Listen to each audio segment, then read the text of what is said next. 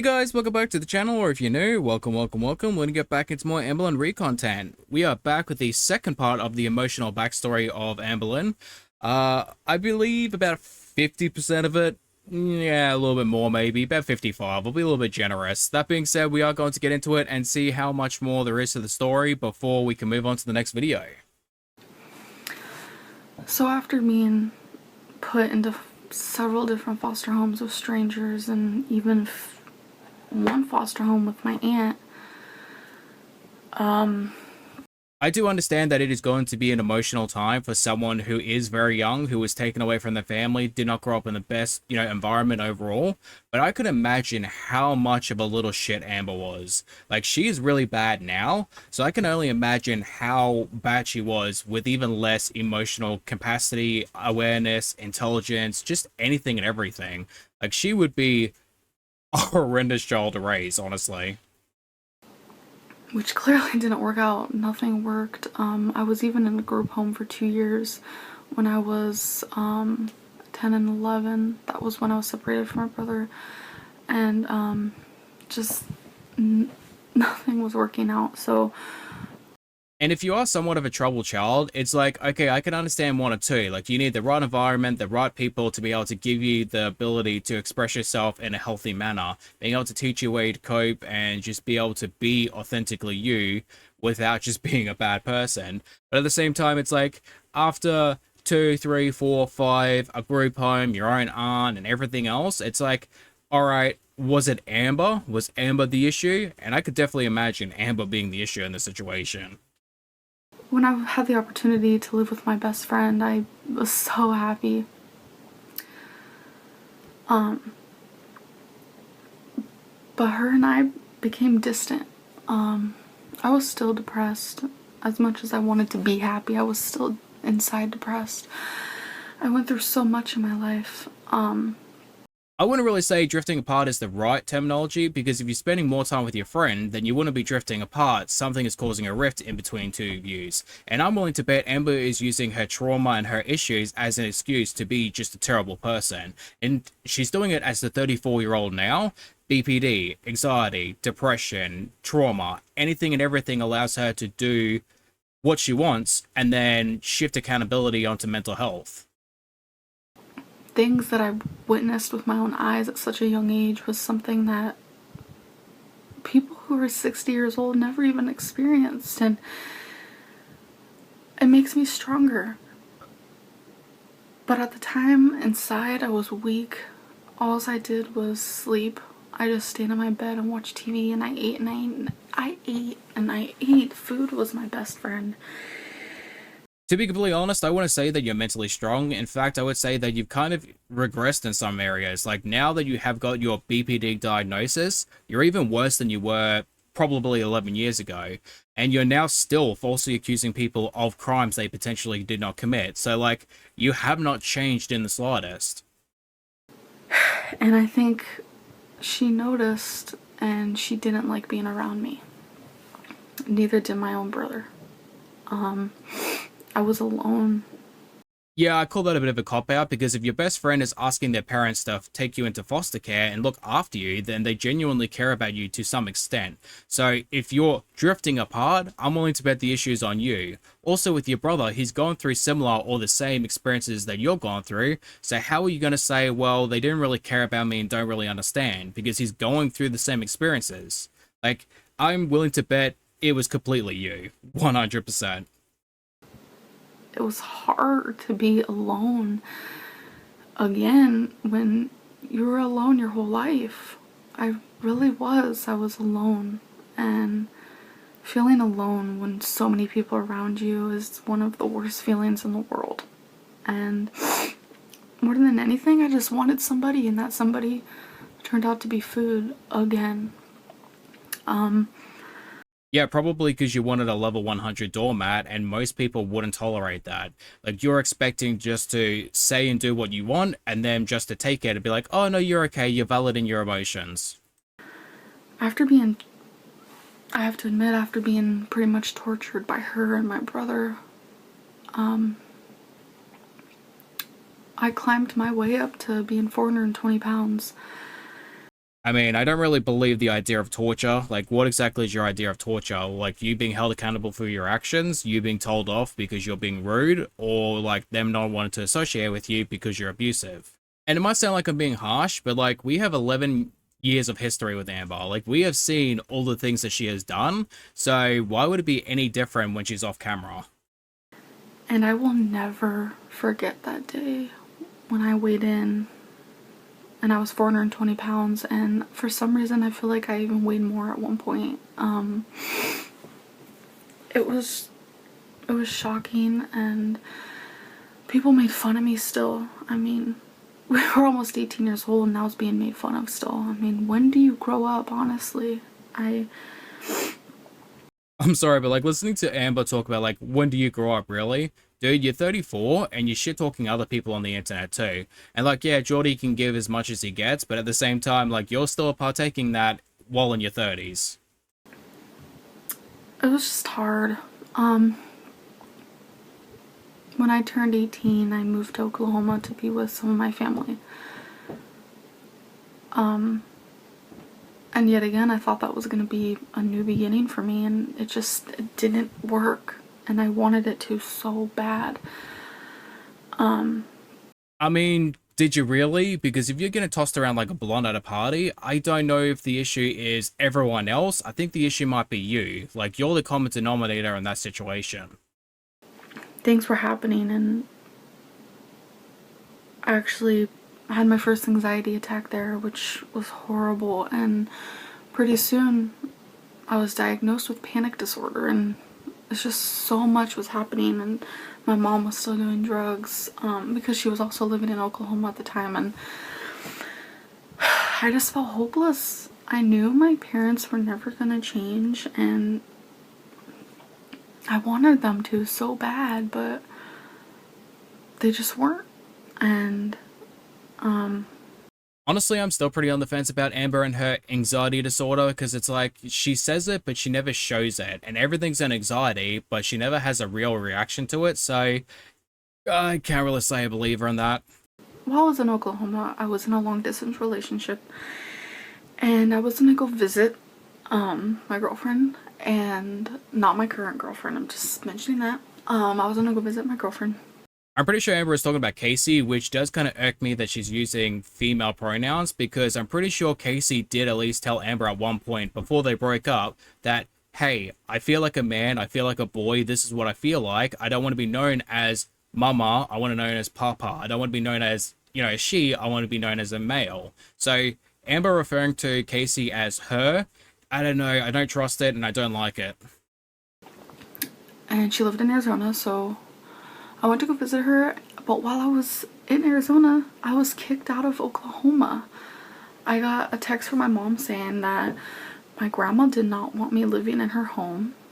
So I was stuck. I didn't know what to do. So I stayed in Arizona. Which only just really confirms it because, like, if you're such a terror that you get kicked out of two family homes, maybe, just maybe, you are the problem. Because, like, I've never been in a situation where I've just been kicked out of anywhere. So I could imagine how bad Amber would have to be for her own family members, two of them, to kick her out of the house. And it's like, dude, what did you do in order to get that type of response from two of your family members? My girlfriend's mom did not want that at all. She hated me. So did her boyfriend. Several times he threatened to kill me.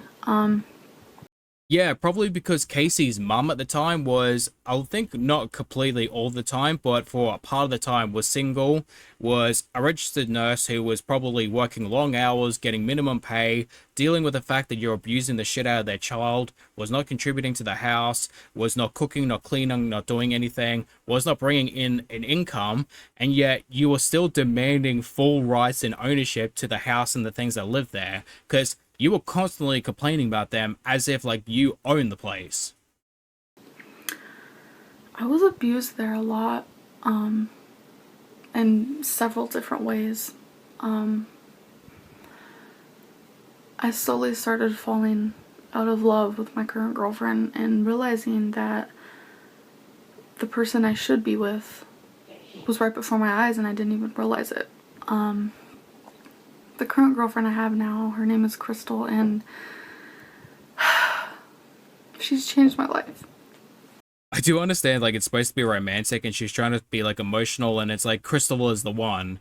But you're cheating on Casey with Crystal because you forced them into an open relationship because you weren't getting what you wanted out of Casey. So it's, like, not exactly cute when you're living on someone else's dime under someone else's roof while cheating on their child. Like, yeah, it says a lot about you, Amber, honestly. I'm sorry. Um, Also, I want you to bear in mind that Amber has admitted to putting her hands on Crystal too. Like, so she's crying, saying like, she's changed my life. She took me out of a dark place. Like, she's this special person. Meanwhile, she's one to Chris Browning, you know, her behind the scenes. one day in Arizona, I meet her online, and we just talk and talk. She's funny, she's silly, and She can take a punch. she really lights up my world.